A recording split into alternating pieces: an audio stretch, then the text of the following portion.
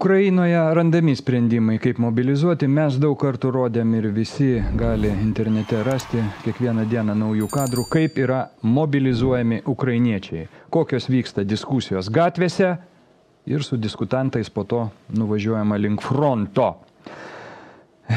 Bet yra tokių, kurie vengia. Arba diskusijų metu rodo savo aroganciją. Yra sprendimas, kaip su tokiais elgtis, ir čia kalbėjo kažkoks aukštas turbūt Ukrainos kariškis. Jisai tiesiog ragina šaudyti į kojas, nesuprantantiems, kad jie privalo mobilizuotis ir kovoti už laisvę ir nepriklausomybę. Nes kitaip tie, kurie mobilizuoja tos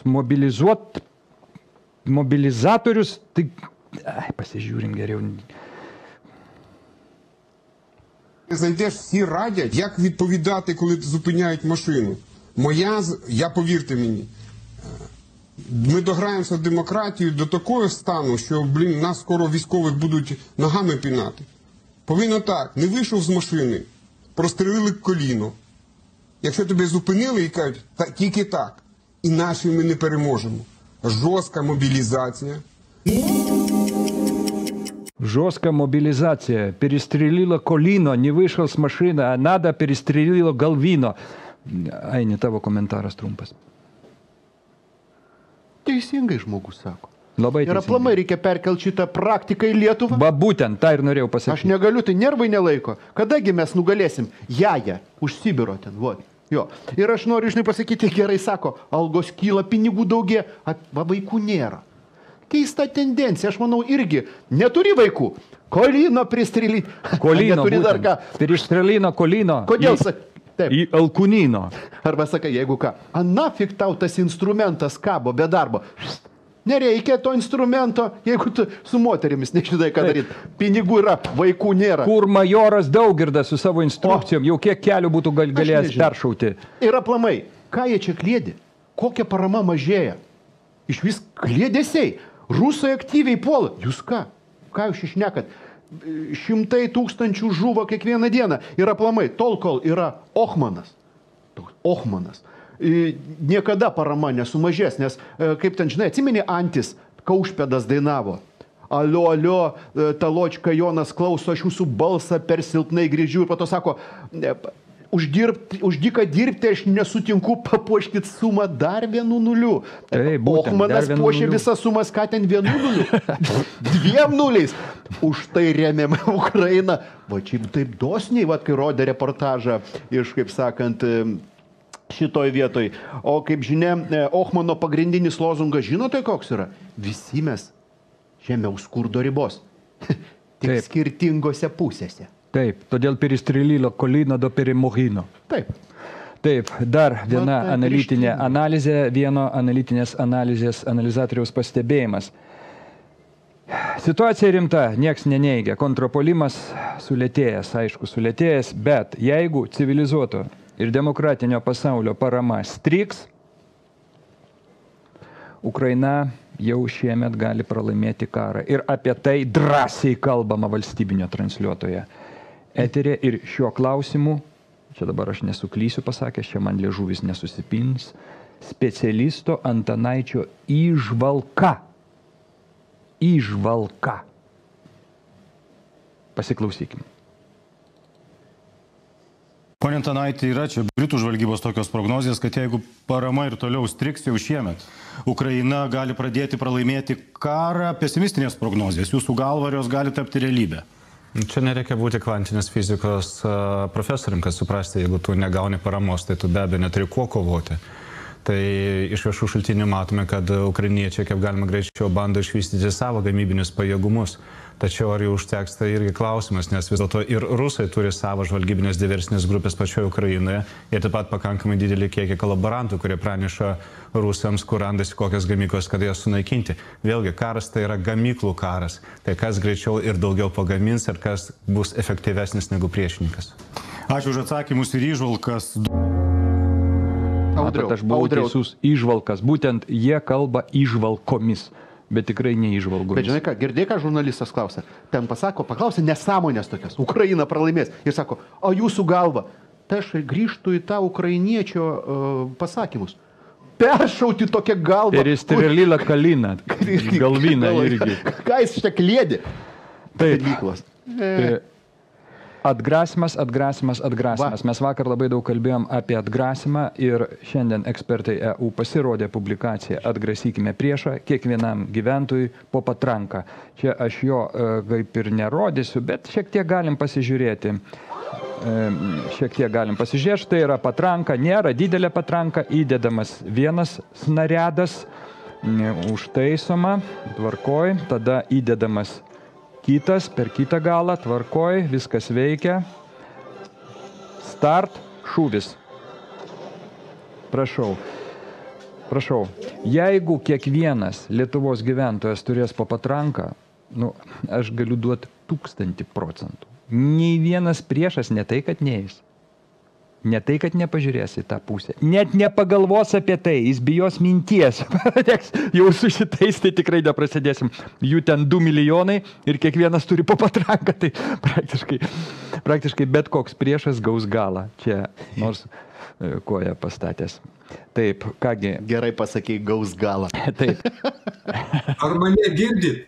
Mes tave girdim, puikiai girdim. Kalbėk, tu turi minutę. Tavo paskutinė minutė.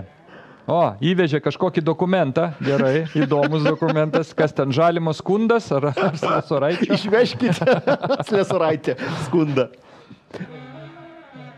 O, gerai, labą dieną viską. Mes vakar kalbėjom apie... Šarai, tu kokioj šiukšliadėžiai sėdi? Mes tavęs nematom ir prastai girdim.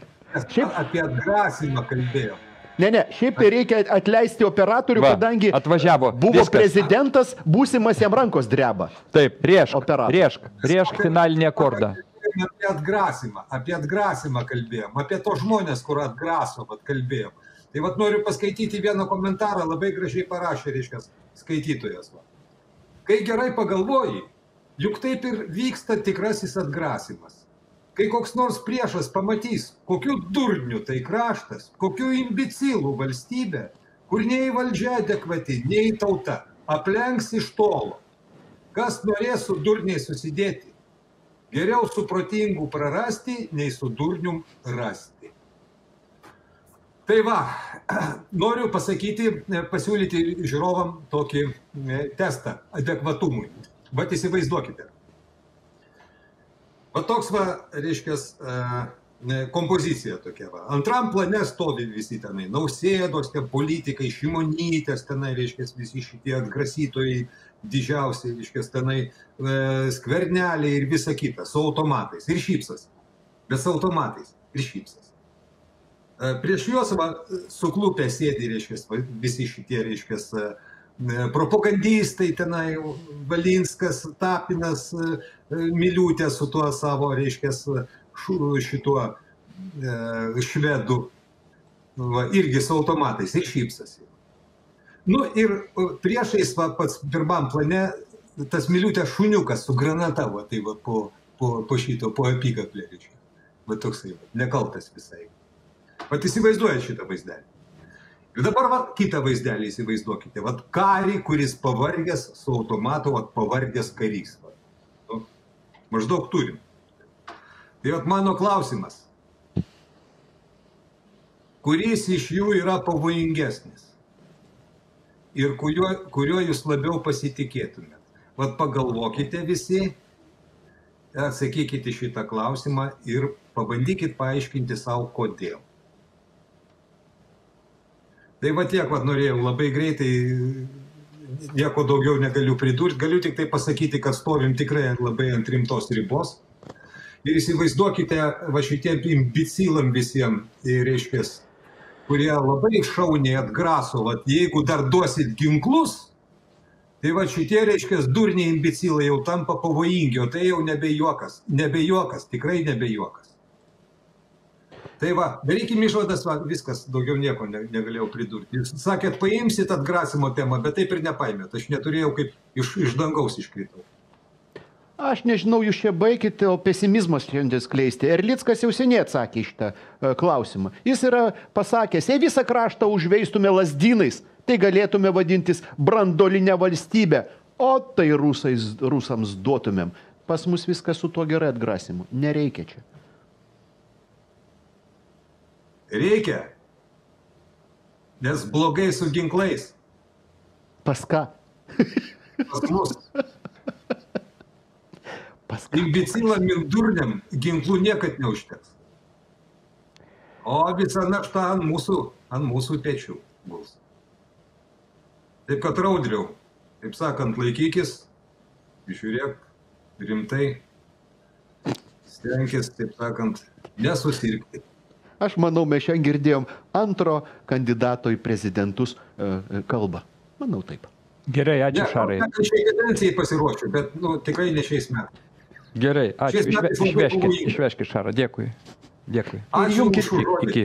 Įjungkite antrą Ir tau mane, ačiū. Įjungkite antrą mane, prašau. Kaip ne kaip, Nejungkite manęs. kaip ne kaip, šiandien mes baigiame laidą, nes mes ją tiesiog turime baigti, parodėm, ką galėjom, galėtume kaip visada rodyti ir rodysim, nes netrukus startuos mūsų vos ne kiaurą parą veikiantis formatas. Labai įdomus, mūsų technika jau baigė prie jo dirbti, tai bus apklausų, naujienų, replikų formatas, veikiantis non-stop ir linksmas, ir tuo pačiu labai liūdnas. Nes mes parodysim, kas yra vadinami tie reitingai ir kaip jie kuriami. Taip. Ačiū visiems, nepamirškite palaikyti savo kanalų, pasimatysim rytoj. Viso labo.